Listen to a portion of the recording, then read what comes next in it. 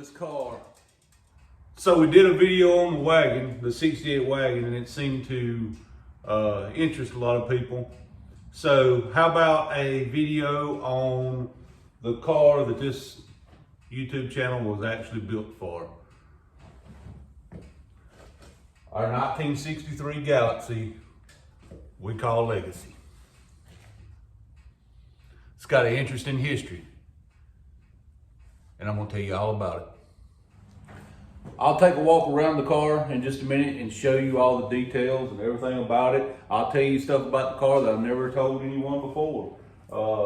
We're just gonna lay it all out and talk about the car, where it come from, where it is, and the future plans for the car. So some of it is probably common knowledge. Some of it may be a surprise. But this, if you don't know, is a 1963 and a half Ford Galaxie. Now, I'm a guy that tends a lot to poke the fires a little bit, and I used to just post my 1963 Ford Galaxie, and I'd have the diehards. They would say, that's a 63 and a half, not a 63. And my response would be, well, my title says 1963, and you'd get them all over. And honestly, I know, I just kind of like poking at people just a little bit, you know, and having fun. And people will get bent out of shape if you call this a 63 and not a 63 and a half. Now, for those that don't understand, I'm not going to go into like the most technical Ford jargon and engineering that I can think of. If you want to boil it down to the simplest term possible, 63s were box top, and the 63 and a half had this fastback design. Now somebody's gonna call me out because I call it a fastback. Save it, I don't care. They had this fastback design. It basically boiled down to this. At that particular time in history, racing sanctioning bodies had rules that if you were going to race in a class that claimed to be production cars, then it had to basically be a production car. So you had to build so many of a certain car to sell to the general public before you could actually have them on the racetrack. Hence the 63 and a half Galaxie, because they wanted, this was going to be Ford's factory backed race car at that time, and they needed to be able to sell these to the general public. If you wanted to get real kind of tight grouped on it, this one is not a real lightweight. It's kind of a lightweight clone, and I'll go into that in a moment. But if you wanted to get real about it, the lightweights, depending on who you ask, the lightweights, there were only 300 of them made. They made just enough to sell to the general public and to skirt the rules a little bit. Can you imagine that? Stop for a moment. Can you imagine a sanctioning body, or not a sanctioning body, that's the wrong term, a company that wanted to run with a sanctioning body doing something to kind of fudge their way into something? Man, I'm so glad we don't do stuff like that today, that all that's in the past. So let's take a walk around. Let's start up front, and I'll tell you what was and what is and what's going to be as I go. I think the Ford Galaxie had one of the most beautiful noses of all of them. That grille is just so gorgeous to me. This one is running a fiberglass front bumper and a fiberglass hood, but steel fenders. Now, this front bumper is not the bumper that was on this car when I purchased it, and not the original front bumper. But this bumper did come off of a real race car from 1963. The car that this bumper was on was raced in 1963 because I love vintage parts. The hood's new. But the 4-eye design, the side-by-side headlights, that grill, that button style grill, I love it. That is just a gorgeous face to me. Of course, had the fender spears on it. Gary Sinise, one of our wonderful organizations that we help out. For the record, because there has been some comments made, for the record, Gary Sinise is not a paid sponsor on this car. I would not take their money if they offered it to me. This is to help veterans and first responders. That is on here because this car, while I own it, is dedicated to the American men and women that help this country, period.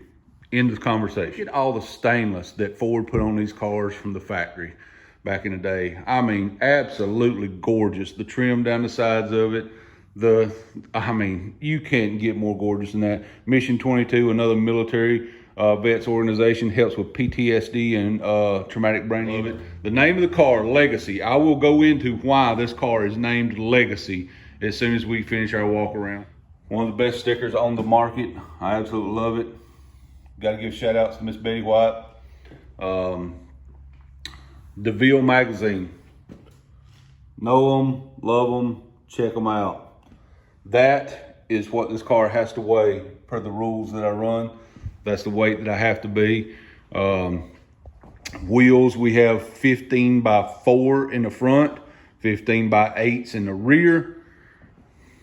And I rolled it back close to the door, but if you can get back here, my wife's favorite part of the car is the rear of the car. She loves these space tail lights, and again, we carry this same design that's in the front grille, actually same curve and everything in the back grille. Very cool. Got us a vintage license plate on there, and of course, our favorite bumper sticker. We'll look at the engine and interior in a moment. Let's go over some of the things about the car, where the car come from and all.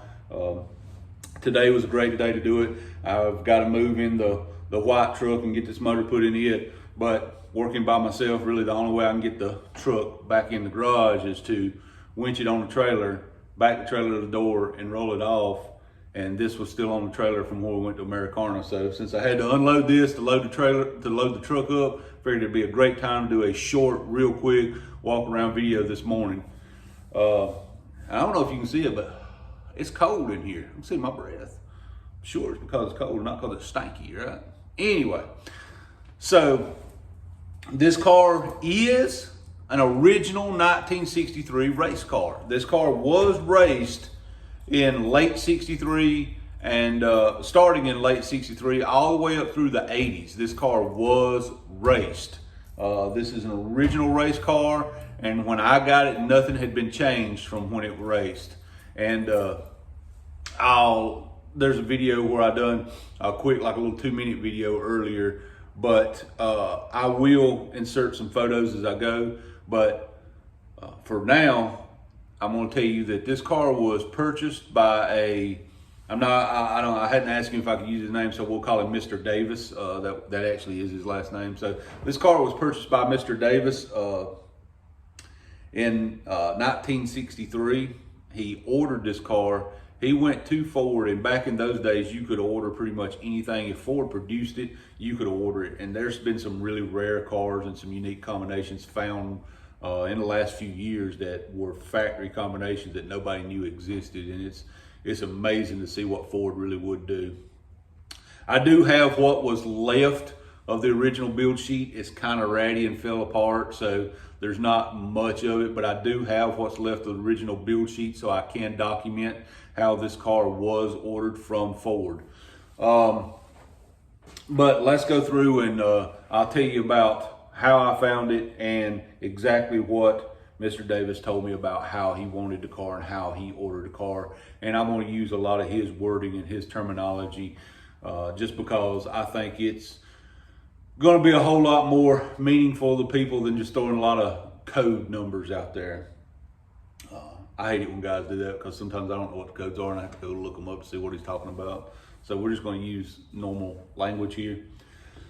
So the way I found this car, I had been searching specifically for a Ford Galaxie for a long time. Not to make a race car out of. I wanted one for a street car because I love these cars. Well, a friend of mine called me, and basically it came down to they ran a tow truck service, and a gentleman had a newer vehicle and it was having some issues. So the dealership had sent a tow truck to his house to pick up his truck to bring it back to be serviced. I got a phone call that said, dude, you've got to see what this guy's got in his garage. I know you're gonna like it. You know, we went through the whole scenario and all. Long story short, this car was, I didn't clock it, but I'd say about a mile from my house, and that's where it had been sitting for years, and I never knew it was there. It was still sitting inside the guy's garage. It was up on jack stands and had blankets thrown across the top of the car. Yeah. So I went down and talked to the gentleman, and he didn't really want to sell the car. He's in his 80s now, and he didn't really want to sell the car. He had a lot of good memories of the car. Matter of fact, one of the memories that he told me of the car was that his dad had helped him in the late 80s, early 90s go through and do some stuff to the engine. And right after that, the brakes, one of the brake lines, or wheel cylinders, one of the wheel cylinders had failed. And if you're familiar with these cars, they had a single pop master cylinder, and if one place leaks, you have no brakes anywhere. A lot of people refer to them as a suicide master cylinder.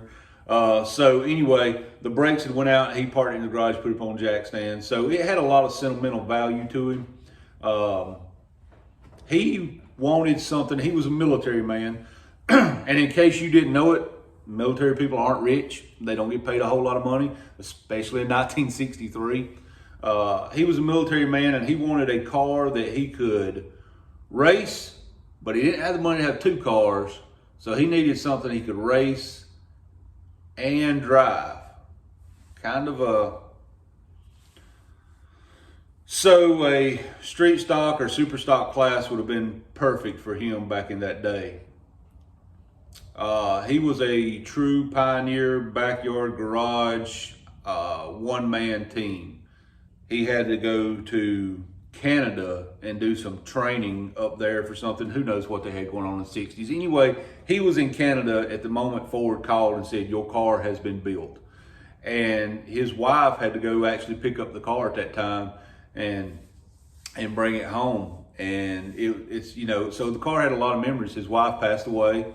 So he's got memories of his wife in his car. He's got the memories of when he raced in his car. The car, he'd had this car since it was brand new. He ordered it the way he wanted it. I believe he told me it was one of the only cars he actually went and actually just filled out paperwork and ordered. And so the car had a lot of sentimental value, and he didn't want to part with the car. At this time, I think he's 82, 3, 4, somewhere in there too, maybe. And he still has in his mind that he's going to get out there and he's going to fix them brakes and he's going to drive his car. So I had a good conversation with him. We shared some stories, and I went on my way and continued to pursue. But in the meantime, kept staying in contact with Mr. Davis and just being a friend. We just conversated about how racing was in the old days, and he shared some photos with me and all. Gave me a lot of knowledge of what really did happen in the 60s and 70s in racing. Not just his personal stories, but he has tons of documentation, magazines, newspaper articles, you know, all the stuff that you would have had if you were in that world in the 60s. He has it all. So everything he says is documented. It's the way it was. And I love hearing that stuff. It helps me understand when I say I want to build something period correct, what I need to do for it to really be period correct. Not God forbid, I'm not talking negative about anybody or anything. Shit, I have to say that. But anyway, for my own knowledge of what is correct and what isn't, he has all the stuff. So we stayed in contact. It was several months later he called me and he said, you still interested in this car? Yes, sir, absolutely I'm interested in this car. Apparently, he had some family that, some young family that had mentioned something about who's getting what when he passes away, and I think it kind of rubbed him the wrong way and made his blood boil. So he called me, and well, like I said, I'm gonna use his words in this story as much as mine. He called me and said, "You still interested in this car?" And I said, "Yes, sir." And we had a conversation for a moment, and he said, "They ain't getting my damn car. I'd rather see it go to somebody that's gonna love it and gonna bring it back to life." Yes, sir. He gave me a number, and I was actually in Michigan at that point in time on vacation, and he gave me a number, and I couldn't get home fast enough. The day I hit the front door, I hooked up the trailer and drove straight. I called him as I was driving home, and the day I hit the front door, I backed straight up to the trailer and went straight to his house. And it was an emotional day. It was an emotional day for both of us, but it was an emotional day for Mr. Davis because you could see a part of him was leaving.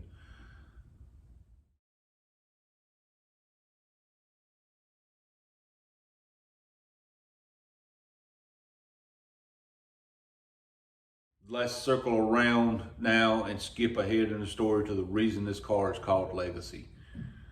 Mr. Davis put a great legacy of racing into this car, and I believe a legacy is something a man lives, not something he leaves behind. And he lived, and he's still with us, still comes by and sees the car. He lived a great legacy through this car, and now his legacy gets to carry on, and I get to live mine through the car as well. So now we got to make the car run. So I fired it for the first time in the garage, and I have. So let's take a look at some of the photos of when I found the car. I loaded the car up, brought the car home, and I've got a video of the first time I heard this car run. And when I say the first time I heard it run, I mean, I hadn't even changed the oil in this car yet. It still had the oil in it where it'd been sitting for 30 years, 25, 30 years. I know, I didn't expect it to fire up and run that well. So it just is what it is. That's the way it worked. So check out these videos.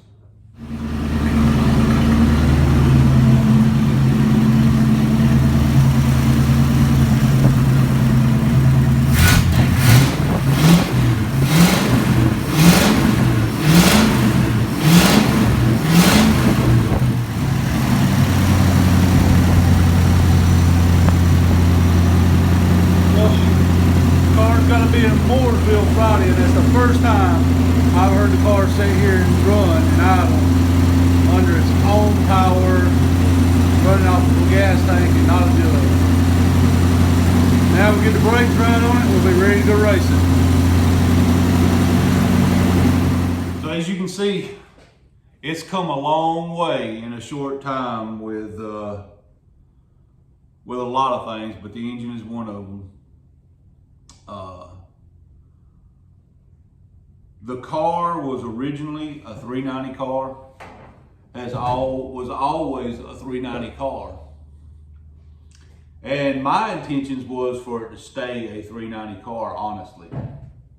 I still have most of the original parts that came off this car. Pretty much all the original parts that came off this car, except for the transmission. I didn't have any choice but to sell the original transmission, but I'll get into that. So he had ordered the car with the engine he wanted when he went and ordered it.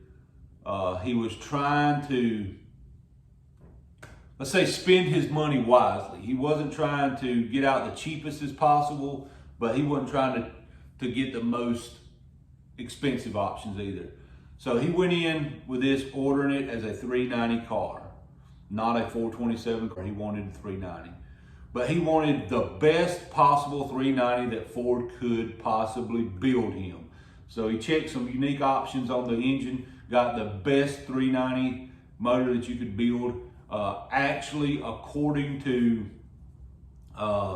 documentation that he had, this was supposed to be, with the engine code and options that he ordered, it was supposed to be a 2.4 engine, have dual fours on it. And he did not want the dual fours, he wanted a single four.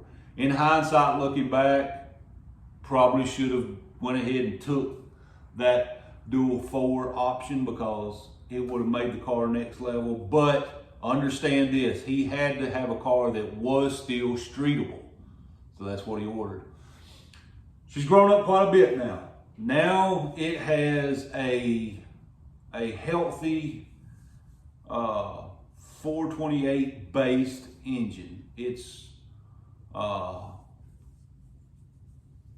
not 428 cubic inches, but it's a 428 inch based engine. It's grown up quite a bit. It's running MSD ignition. It's actually running a Holly. Well, the list number on the carburetor says it's a Holly 850. I'll leave it at that. It's running the best version of an evac system that I can run per the rules that I race with. I do have an aluminum radiator, but it's painted black like a factory radiator, all to help cool the engine. MSD ignition. The car races with Southeast gassers. I'm sure some of y'all have seen it. And I've gone as far as I can go to an extent with those rules. Now I could do aluminum heads, I could do all kind of things, but as carefully as I can word it, that to me does not carry on the spirit of what Mr. Davis was building. If I put aluminum heads and all kind of trick parts inside the motor and all, it does not carry on the spirit of what he was doing. And you will not find anything other than this intake, and this ignition that's in it now, and that wasn't in it, but now it is. And other than this MSD ignition and this intake right here, every part on this engine has a 60s date code on it, because I want this thing to be as true to original 60s goodness as I can get. Is that going to mean it's the fastest car in the world? Absolutely not. Do I care? Not even a little bit. It's the spirit of what I'm trying to do. If I wanted this car to just dominate and win races, I'd have built a little Windsor stroker motor and put in it and just wear it out and cut the car down and made it lighter and all that. And I'm not doing all that. This is the spirit of what this car is supposed to be. At heart, this is what this car is supposed to be, and I'm not changing that. Now there's a couple special parts on this engine, and let's look at those. So first off, these valve covers were given to me by somebody I thought a lot of. Really thought a lot of Mr. Cromer, and if you know, you know, but these valve covers were given to me by him.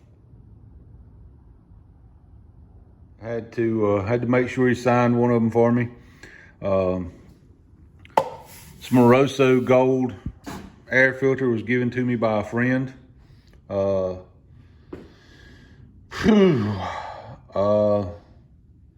There's some special significance inside the motor for me too. So let me circle back and get. The way I got into Southeast Gassers, I had purchased this car, and my brother from another mother back there, Mike White, called me and said, "Hey man, we need cars.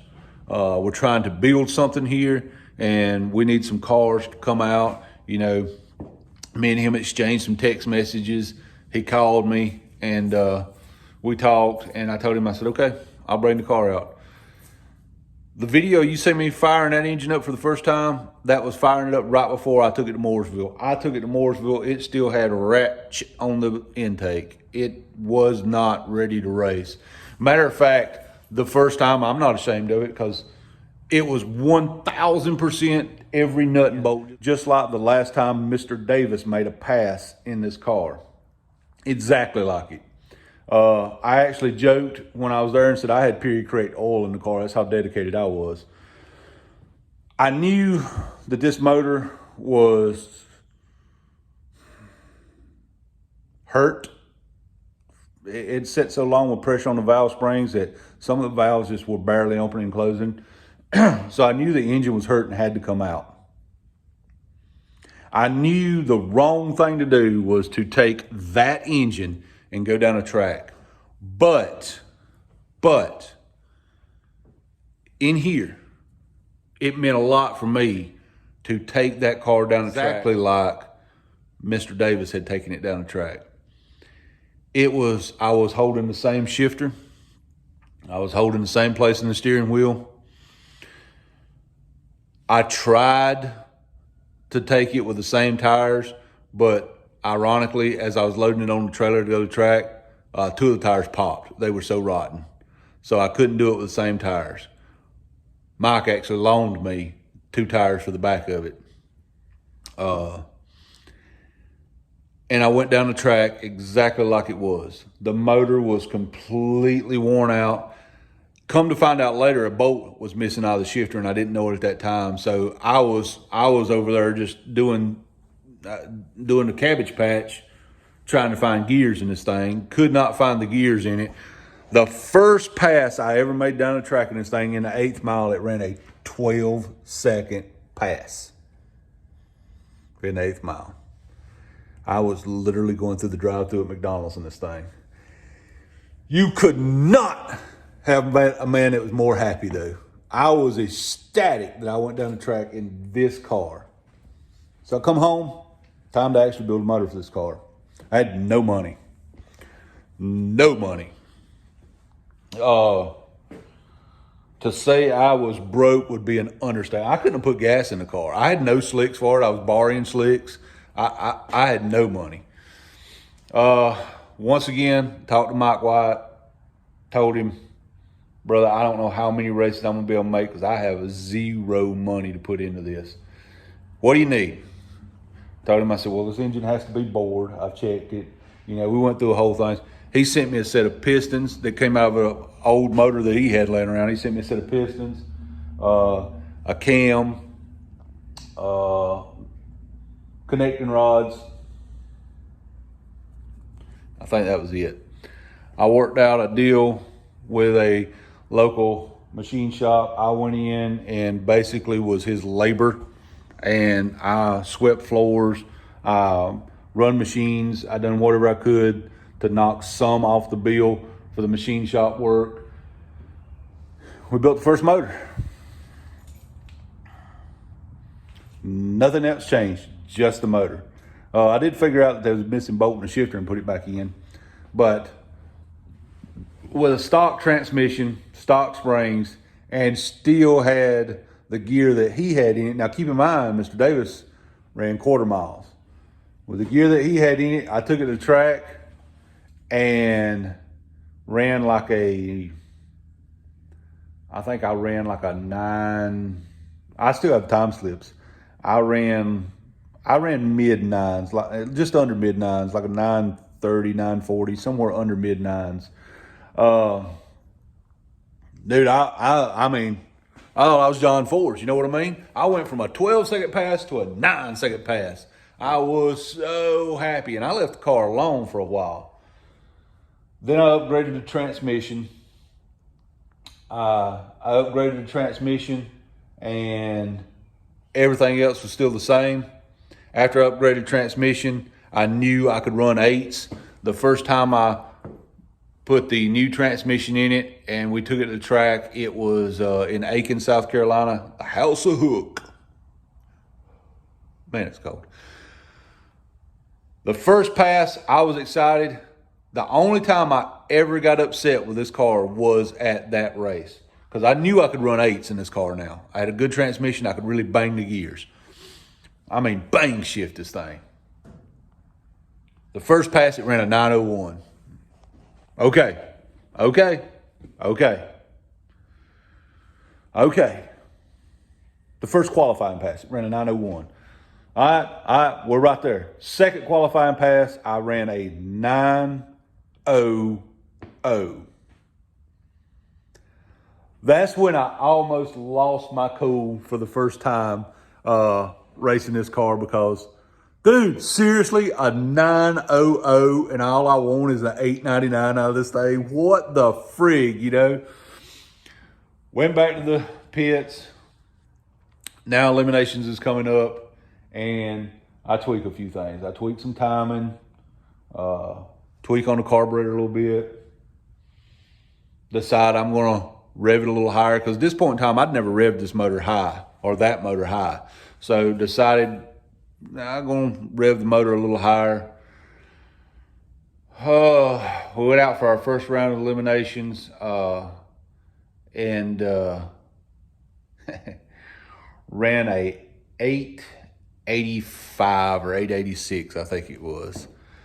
I'm telling you right now, the party that went down in the pits after that pass, you'd have thought we just won the NHRA World Championship. I mean, we had a fun. I've got photos of after that. We're running and jumping in each other's arms and hugging each other. We were so freaking ecstatic that we ran an 880 pass in this thing. Oh my God, we were so happy. It was like the greatest thing in the world, and we were so happy. These cars brought me a lot of joy over the years. So then what? So after that, we come back, I make a rear gear change. Oh, by the way, the rear gear I was running, it came from Mike White. Still have that rear gear. The motor that I pulled out, I done something a little special with the pistons and stuff with, and I only have 6 of those pistons left. And anyway, so we pulled the rear gear out, said let's add a little more gear to her. She's a big heavy car, so let's add a little more gear. I changed the rear gear, and the rest of that season, this thing ran like a freaking bracket car. It would run 812 every pass. 812, 812, 812, 812, 812, every pass.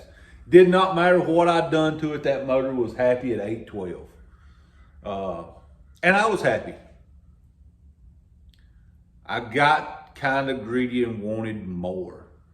So I pulled that motor out, built another motor, more compression, a little edgier, and actually in Alabama, after I done that, I ran 780s in this car and was extremely over the moon. First time I ran 7s in this car, and I was just so over the moon about it.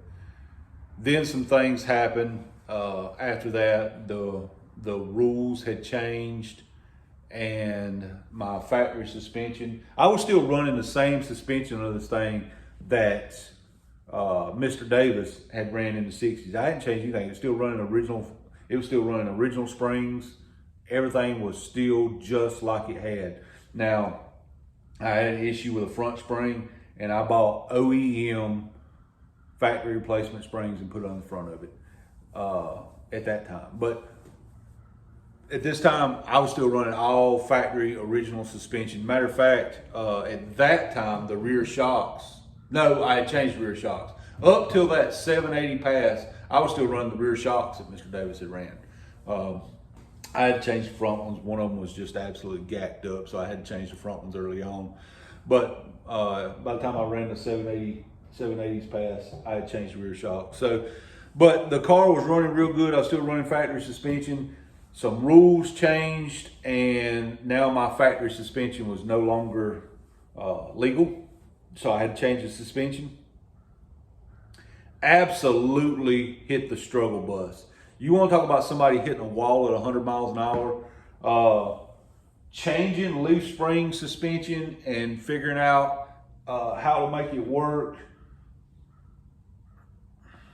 that was not in my skill set. I'm not a suspension guy. So I had a lot of conversations with people, but basically I was still running the same motor that ran a 780 pass, but I killed it, and this car was consistently now running 830s.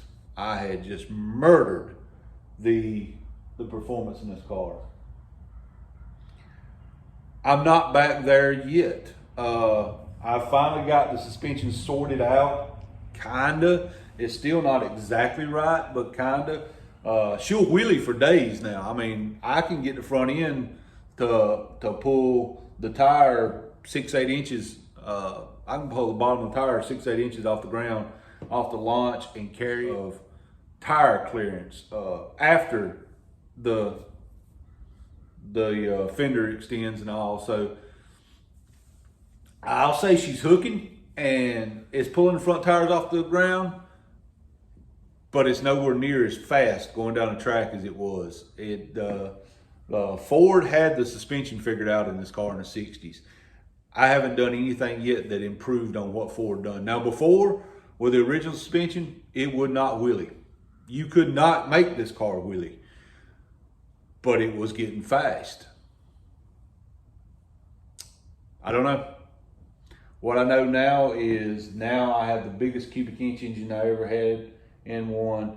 It'll wheelie, and I have not actually made a pass down the track with this engine in it. So I don't know what it'll do with this engine in it. This is the first time that I've put an engine in this car that was not 390 based. I have 40 or 50 more cubic inches than I've ever been. They say there's no replacement for displacement, right?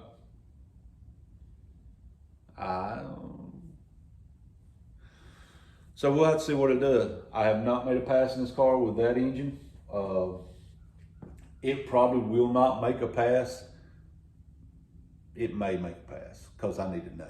I was going to say it probably will not make a pass in this current configuration because the cam that I want for this engine, I have not gotten yet.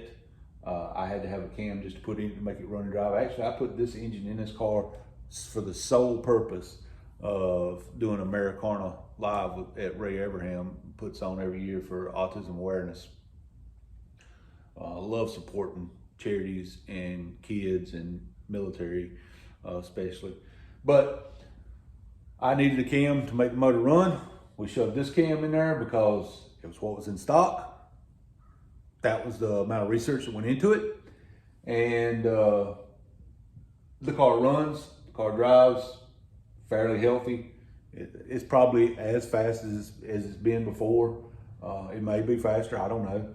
But the cam that I need for this car, I don't have yet, but we are working on getting it here. So the cam is going to change.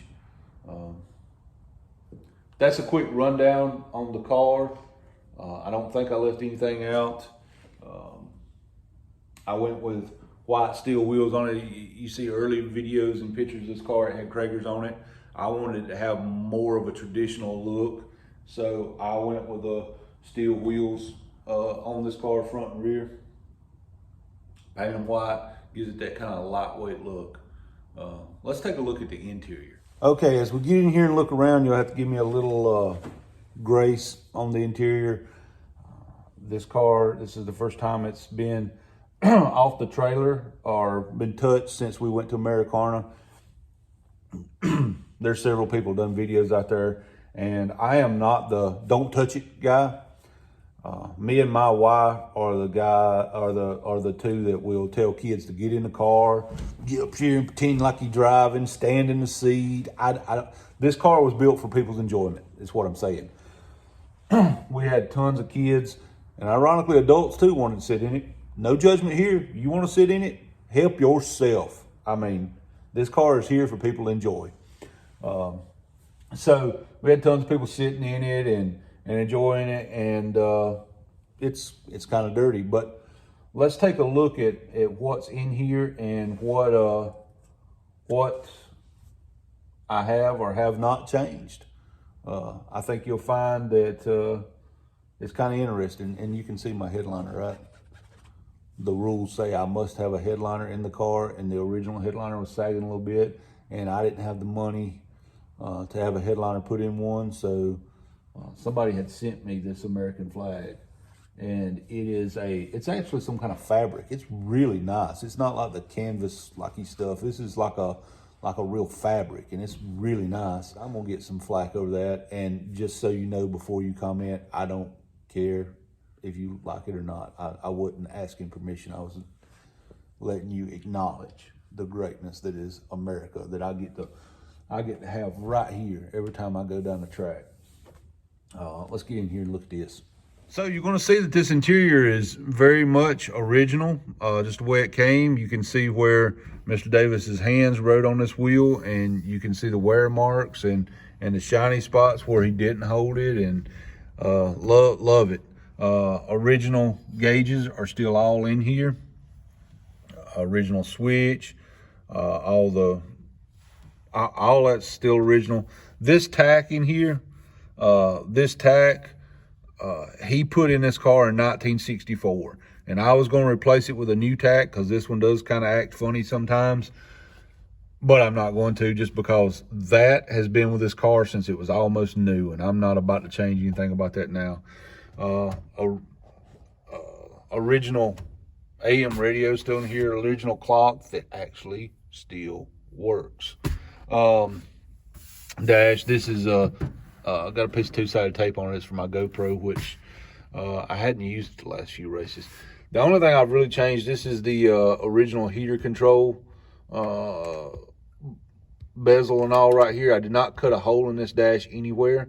Instead, I took the original heater control out, took the little knobs off, and I put toggle switches in there, and that's the reason there's washers on it, because the slots and all for the heater control is actually bigger than what these are, so that way they don't fall back through there. So I kept that, and if I ever want to put that back original, I have all the pieces to put that back original. So very much, and those are the gauges, except for this gauge. Now I replaced this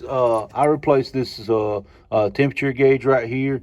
I had to, because the other one had gotten crusted up. But other than that, he put these gauges in here. These gauges have been here I don't know how long. That's some kind of faux wood grain bracket right there. Obviously he did not buy these at the same time, but he put these in here, and they're still in there. The Galaxie script over there. You can see the faded out armrest on the, or not armrest, but the upper rail on the door over there. All these windows still work. These are the original glass, and all the windows in here, original rearview mirror, which will kind of move on you a little bit. I've tried tightening it up, and it will move from time to time. It doesn't stay tight. So I'm not real sure what the issue with that is. But there's the interior of this car, and it is, I mean, it's good. It's real good. Now, one of the things that I did do to the car that Mr. Davis had never done, I put a roll bar in. This is a 4-point. It's supposed to be a 6-point, but I don't have the door bars in it, but it is a 4-point. The little kickers back there go all the way back, and they connect at the frame rail right in front of the rear bumper back there. So it does stretch all the way back and connect it good, and these go right through here. I judged where I was going to sit it simply by where this window bar right here fell, because it's a hard top. So when the back glasses roll down these, if you didn't know, so when you let all the glass down, it's an open seam through there. Well, I didn't want you to be able to see this bar as much, so I put it right where this trim right here falls, so when you're walking beside the car, you don't see the bar. It kind of hides it in there. But there's only 2 reasons I put this bar in here. The biggest reason of all was I wanted a good seat. There it is. I've got I got a harness here, and I wanted a good seat belt. So that was the real reason why it was put in here. The kind of minor reason, the major reason was seat belts. The minor reason was, let's face it, you don't know what's going to happen when you go down the track. Even if everything goes perfect for you, everything has to go perfect for the guy in the other lane too. So if something happens and you get together, which doesn't happen as often as you would think it does, but even if something happened over there, I want to be kind of protected. I do have plans eventually to put door bars in. I just can't figure out how to make them work the way I want to, because I don't want to alter the doors from the work, and every way that I've laid the door bar in here right now is either the window crank hits, so I can't roll the window up and down, or the armrest hits, or something is in the way. So I got to mentally work around that challenge. One of the cool things I've noticed is there's still a sticker inside the door jam right there from an oil change from back in the day. How cool is that? We've come a long way. We've come a real long way.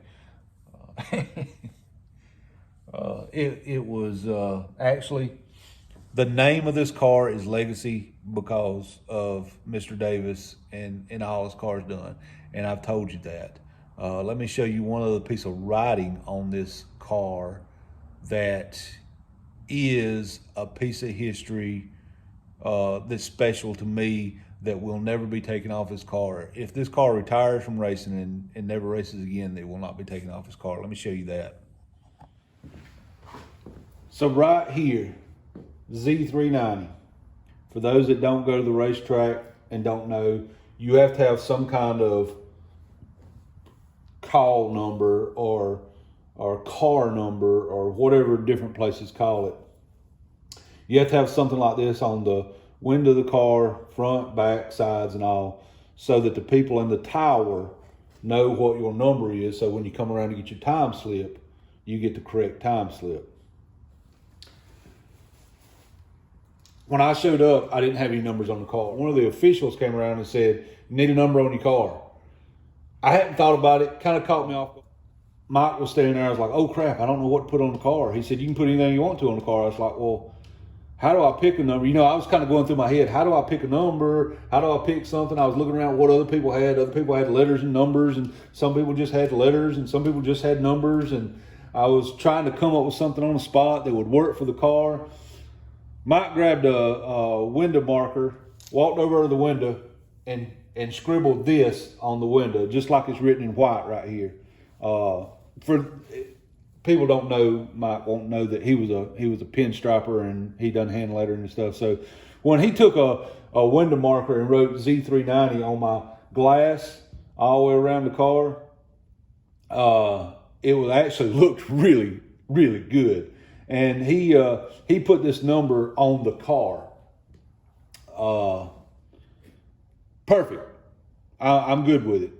Well, Mike's no longer with us, as I mentioned before, and when I came time to redo some of the stuff on his car, I'd never touched that. I'd never touched where he'd written on the windows. I'm kind of a sentimentalist and kind of a softy on stuff like that, and I'd never touched that.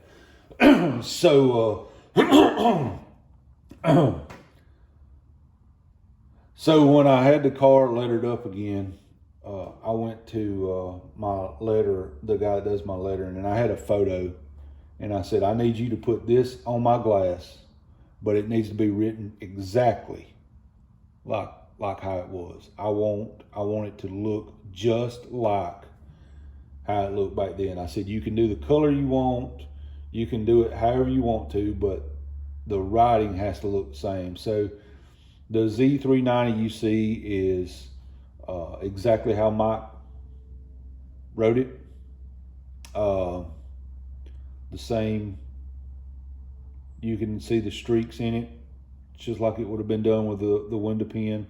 He done all that. Now, he went behind it and highlighted it with this blue behind it to make it stand out a little bit and look a little nicer.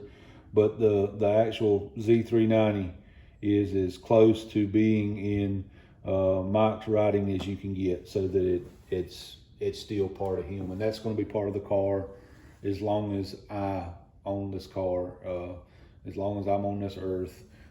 That right there will be part of the car, always. So a couple of details about the car that I haven't talked about. We changed the transmission. It now has a high tire 4-speed in it. To look at it, it looks a lot like a factory top loader 4-speed. It was a custom built one for me. because it has external ears on the outside of it and all. That's not the rods that go to the inside of it like a lot of the G-Force Jerichos, high tires that you see. Mine actually has the ears on the outside of the transmission with a linkage just like a factory top loader would have, so it looks correct. I've been very diligent about this car being 60s correct. Being correct to the era that it was raced in originally. So a lot of what you see may not be the best choices for a modern race car, but it is the best choices for me to keep the spirit of the car where it is. At the end of the day, this motor that's in here should, with the suspension worked out, honestly, this motor's in here should make really low 7-second passes. I'm expecting 7.0s is what I'm expecting. Now I don't know if that's a 709 or 701, but I'm expecting 7.0s in this car, or really close to it. I mean, in the teens wouldn't even upset me. If it run a 710, 712, I don't care. But keep in mind, this car does weigh almost 4,000 pounds.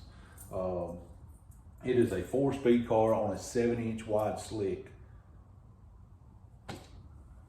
There's only so much that I can ask it to do and still retain true 60s vintage.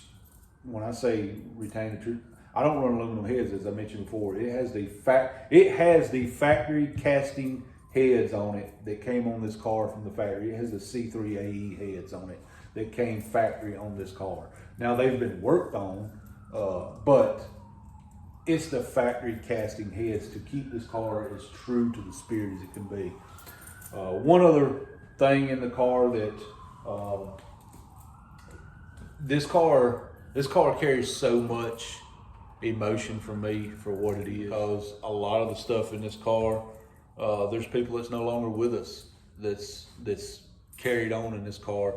Mr. Gene Cromer, his valve covers run on this car. I keep them on this car. I keep them on this car because a lot of people have told me that they needed to be that I needed to hang them up. I didn't need to run them because they're a part of history and they're part of, and that's true. But Gene wouldn't have hung them up. He'd have put them on his car. And at the end of the day, I'm not trying to sell them to anybody as a Gene Cromer piece of memorabilia or none of that. I'm paying homage to him, and they're on this car. They're still running and going down the track, and I think that's the best way I could pay respects to him. So they stay on the car.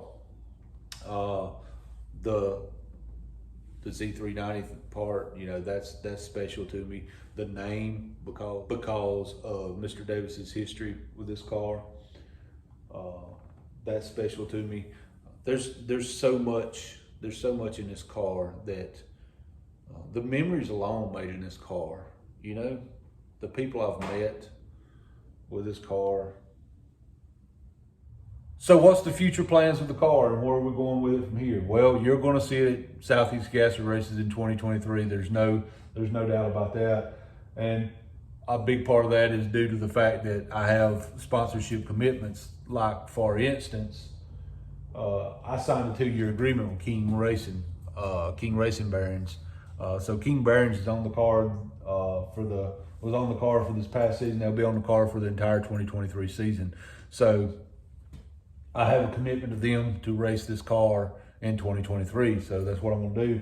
Also, Dragon Racing Fuels Light are coming back. Cashman's Barbecue Sauce is still on the car. Gary Sinise Foundation, Mission 22, all these people are staying on the car.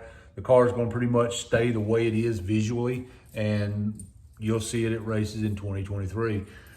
Engine-wise, like I said, I have not made a pass with this engine yet. This will be the first time that it's running something other than a 390, and I do want to change the cam and stuff before race season starts so that hopefully the car runs a little better fast. With that being said,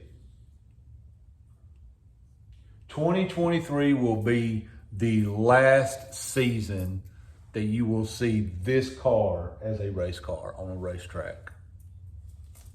Don't freak out on me. Don't freak out on me. Here's where I'm going with that. This car has been on a racetrack since 1963, late 1963. If we take 63 out because it was late in 63 and just say it's raced since 1964.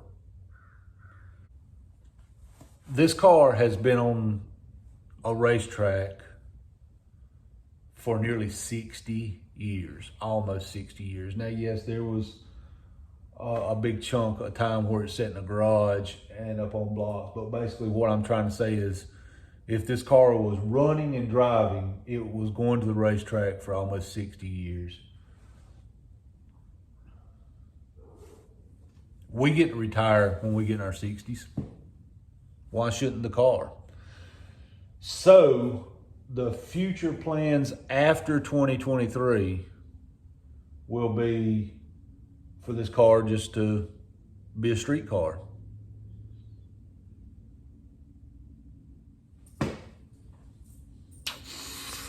I'm probably not going to change the motor, the transmission, or none of that stuff when I make it a street car.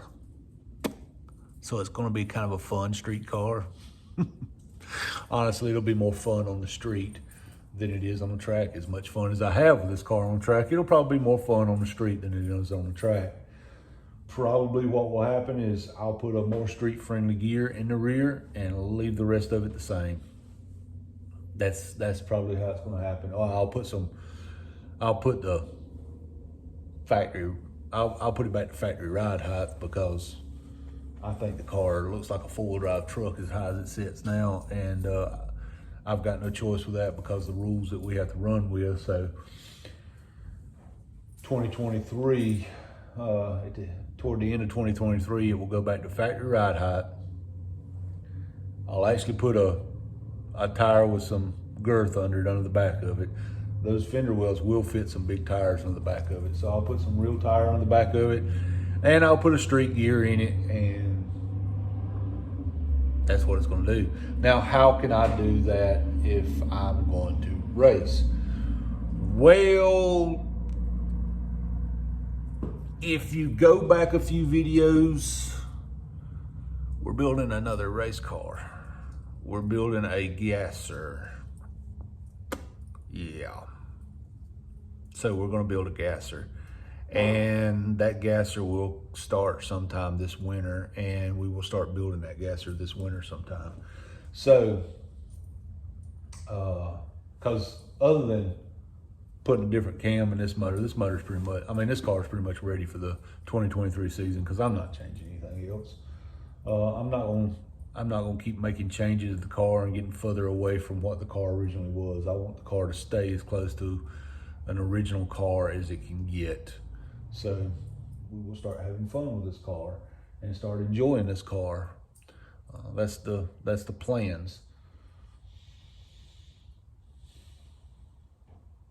Because this car deserves a good life. This car deserves to get to enjoy life as much as we do. And I believe cars have souls, and this car has an old soul, and this car deserves to get to just cruise around and let people enjoy it. The enjoyment part doesn't stop. I'll still let kids sit in it. I'll still let adults sit in it. I'll still do shows in it and all that because I love this car. Me and this car are bonded. So the gasser is coming in 2023, but this is not the video to talk about that. This is the video to talk about the Galaxie and share what it is and where it come from. This car is honest racing history as it gets. It's not a car to look like a car somebody raced. It's not a car that was raced back in the day body-wise and everything else has been modernized. This is the car. But for me, it's all about getting the car back to where it is. I still have all the original suspension parts for this car so that when this goes back to a street car, I can put it back to factory ride height, get the height out of the car, and make the car really fun to cruise town. This is a long video. I didn't mean for it to go this long, but once I get to talking about this car, I kind of like talking about this car. So I'm going to wrap it up here. Hope you enjoyed this video. Please subscribe. It helps me, and just being honest about it, it helps me. And when we get to 500, I'm going to give away that Summit gift card. And when we get to 1,000, I am going to build a engine, and then I will give that engine away. The engine will be built here on this channel. Thank you for watching me ramble about a car that means a lot to me. And hope you subscribe, hope you enjoy. Love you guys. We'll see you next time.